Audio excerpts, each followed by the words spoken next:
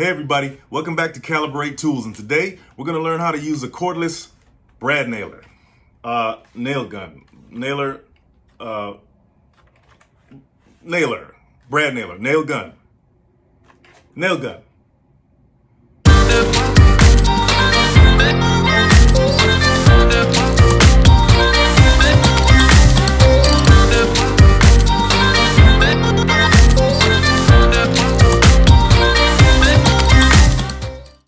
You know, back when I was a kid, I loved to build things and stuff like that. I love tools and all that. But I didn't have a good experience with nails. I stepped on a few. Any of you guys ever stepped on a nail? If you have, put that in the comments. I would love to, hear what you have to say about that experience. I'm pretty sure it wasn't that pleasant. But, life is not pleasant all the time. I even stapled a stapler through my fingernail one time.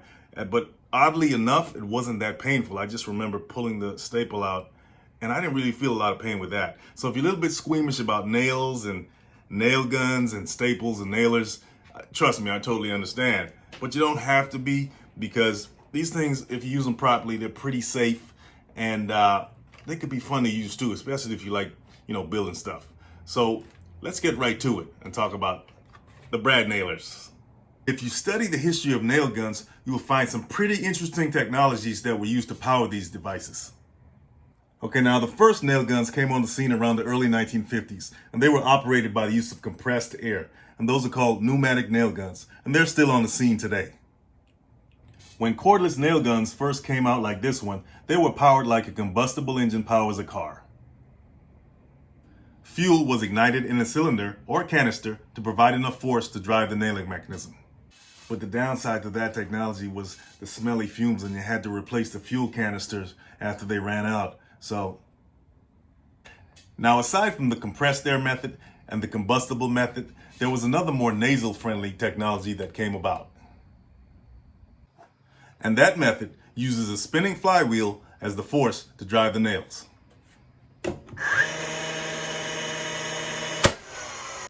So whether you're going to use a compressor or a cordless combustion or a cordless flywheel, they all do pretty much the same thing.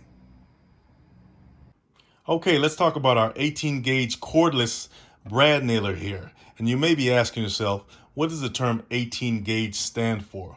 Well, 18 gauge is pretty much synonymous with the term brad nail, because you have different gauges. 23 gauge are much smaller nails, and those are referred to as pin nails. And then you have the 15 to 16 gauge, and those slightly bigger than the 18 gauge, and those are referred to as finishing nails. Now, when we're talking about gauges, we're talking about the diameter of the nail. The lower the gauge number, the bigger the diameter. The higher the gauge number, the smaller the diameter. Now, these are 1.5 inch brad nails, and these are used a lot in trim carpentry, hardwood floors, moldings, baseboards, and so on. Okay, let's talk about some of the basics of the brad nailer here. You have your trigger here, which is pretty obvious, and then you have your trigger lock. Now you see that lock symbol? When this button is depressed, the trigger can't engage. It prevents it from engaging accidentally. And that's a very important safety feature, and you find that in other tools as well. Now this right here is called the depth adjustment wheel, and this adjusts the depth at which your nail penetrates the material. Now, I'm going to spin this wheel to the right, and as I do that, take a look at this right here. This is called the contact strip. This is where the nail is ejected from the tool when you pull the trigger.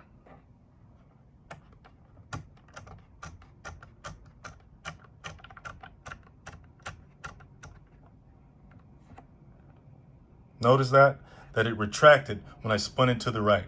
Now I'm going to spin this wheel to the left.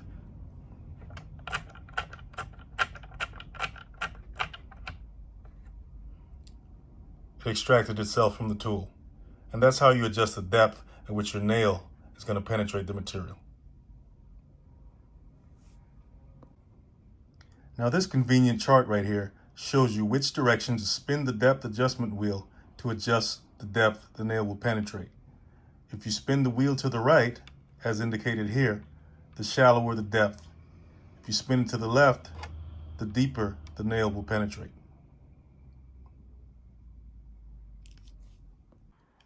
Now these lights right here are called headlights. They also indicate when there's a stall or when you have a low battery. Okay, as we know, safety is never an understatement. So you want to make sure that you remove the battery and the trigger is locked when making any adjustments, like depth adjustments or anything like that. Okay guys, I know you're going to get excited when we talk about this part right here. This is the sliding magazine. This is where we load our nails for action. So first you want to depress the magazine latch right here and pull it down. This opens the magazine. Now you want to make sure that this side of your brad nail strip with the lines going up and down faces the right side of the magazine when you place them in. Now I've placed the nail strip on these lines inside the magazine. I've placed them here and I've placed them there. It didn't seem to matter when I used the gun. So for now, let's place them right here. And then you just close the magazine back up. Now to uninstall the brad nail strip is pretty simple. Just press the magazine latch, open the magazine, tip the brad nailer this way so that the brad strip falls out, and just take them out and you're good. Okay, if you have the unfortunate experience of having a jammed nail, which happens every so often, you want to go right here. And this is the jam clearing latch, okay? And you open this up, and that provides access to all the nails that are jammed right here. And you can go in and grab it. And sometimes you need a pliers to get an extra bent nail that's causing the problems. Also, when closing the latch, it looks closed, but it's really not. You want to make sure that these cylindrical pieces go under these hooks, and that's how it closes properly.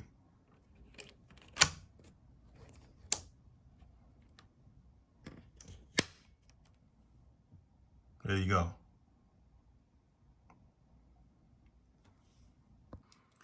Okay, now this right here is the stall release lever, and this helps to push any stalled nails through that are being extra problematic. So you simply take it and just cycle the nails through by pushing this lever back and forth.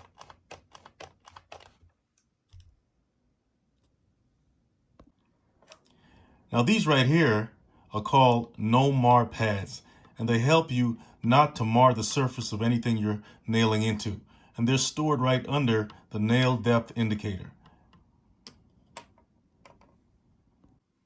So what you do is you take one off. This is a no mar pad, and you place it onto the tip of the contact trip.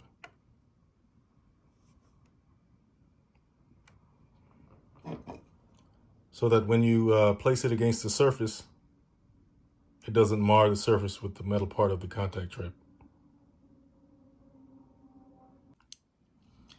Now this area right here at the top of the magazine is called the low nail indicator, because you can see when you're low on nails, right? So if you were low, it would probably be maybe one or two or maybe nothing there.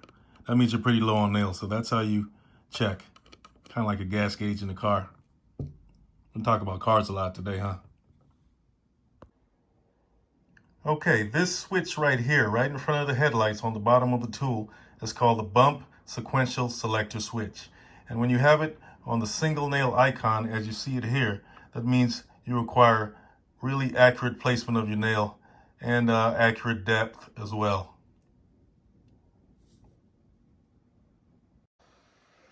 This option is good for accurate placement into wall studs when installing trim like baseboards and quarter mold.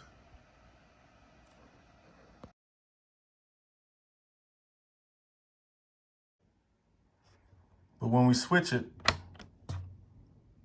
to the bump action icon, where you have 3 nails, that's usually for rapid fire nailing.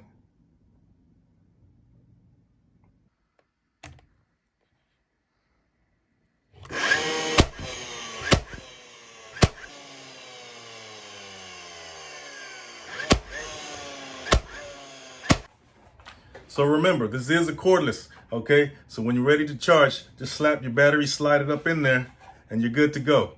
Also, always keep your 3 fingers on the handle and that thumb wrapping around that trigger finger ready to go, okay? Always keep a firm grip on this. And you don't want this thing to fall and start firing rapidly at you. That wouldn't be good. And if you're using this on a regular basis, you want to clean it out just by blowing it out with clean, dry air at least once a week. So today we learned all about the basics of a cordless brad nailer and all the features that it brings to the table. If you learned something today and you like what you saw, go ahead and smash that like button and subscribe, and I'll see you in the next video.